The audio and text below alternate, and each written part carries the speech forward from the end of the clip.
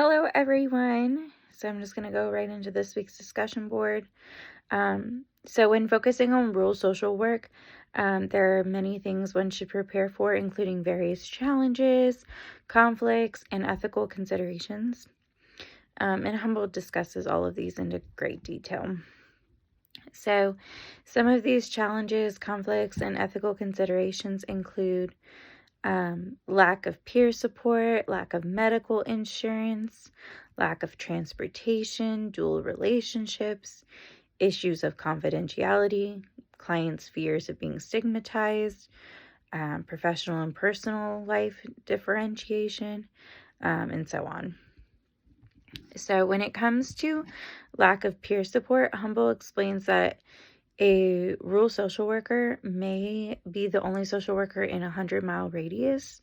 This makes it difficult for the social worker to consult with other professionals in this field, and this can lead to feelings of isolation, which can actually increase the risk of burnout. So if they have questions or need consultation on one of their clients, it might be harder to obtain that. Supervision might be harder to get, things like that. Next, a lack of medical insurance is another factor that Humboldt discusses as a challenge to working with rural individuals. This prevents them from getting both physical and mental health services, and helping these individuals apply for insurance is just going to be one step that's also going to be needed, and kind of figuring out how to work around that. I know where I worked, when I was a case manager, we took Medicaid insurance and we took all kinds of different insurance, and that was how people paid for our services. So I'm assuming that's going to be kind of a common thread. So a lack of transportation can also be a big challenge. So Humboldt explains that many rural individuals may have to prioritize work over receiving help from social workers, whether that's attending a group or just obtaining other services in general. Especially if they lack the finances to obtain gas, or they rely on others to transport them typically, or even if their vehicle is not reliable and they don't want to risk damaging their car further. So some of those are just different factors that might prevent them from getting the help and the services they needed. Another thing is dual relationships is an ethical concern for many rural social workers. Humboldt explains that in a small community, it is likely that social workers and their clients' lives will cross. So this could be if their children attend the same school, if the only local mechanic is a client, that might be a factor, or if they go to the same salon, or if their hairstylist, or if their client is a hairstylist, they might be in that salon that the social worker attends. So things like that. There's just always a chance that those paths are going to kind of cross, especially in a small community. And this is where Humboldt really kind of addresses the social worker's responsibility to set up those boundaries and guidelines with their clients, just kind of ensure a healthy worker-client relationship. So next is going to be kind of confidentiality I want to hit on. So Humboldt states on page 254, a client's ability to maintain anonymity, in small towns is most challenging. Therefore, significant attention must be given to the issue of confidentiality when defining service delivery to the program. So confidentiality is going to be another ethical issue that really needs to be addressed when working in a small town.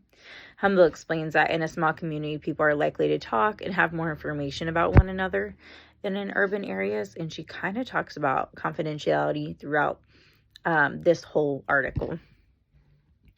And this is where Humboldt recommends explaining to clients how community talk can look like a breach in confidentiality, and kind of how to go about that to maintain the most confidentiality as possible.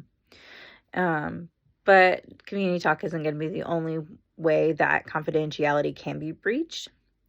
There is also the issue of properly storing notes that she discusses And even in the case where if services are held in the home office, maintaining that confidentiality can be difficult. And so kind of making sure that that area is a private area where records are locked up is going to be really important. And then now on page 252, Humble states, fear of being identified, stigmatized, or ostracized by the community may prevent members from attending such a group. So the stigmatized also becomes a challenge in providing services to those in need. So Humble does suggest ways to overcome this challenge by choosing a location carefully, one that is going to be close to other places of business, that's going to draw less attention to whose car is there. And then choosing a time of day that those places would typically be open to prevent also that talk from starting. And then Humble explains other case scenarios of the stigma being developed, whether the social worker is meeting with the client in their home and people are starting to see the social worker's car, things like that, and how those are some obstacles that as a rural social worker you might have to overcome and try to work around. And then lastly, Humble explains that personal and professional lives mixing can become an issue in a small community.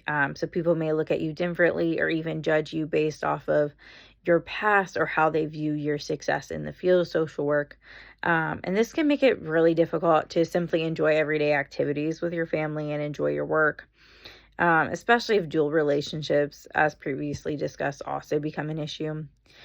So overall, there's going to be many challenges, ethical things to consider, and just maybe some overall concerns that as a rural social worker, one might have to take into consideration. Thank you.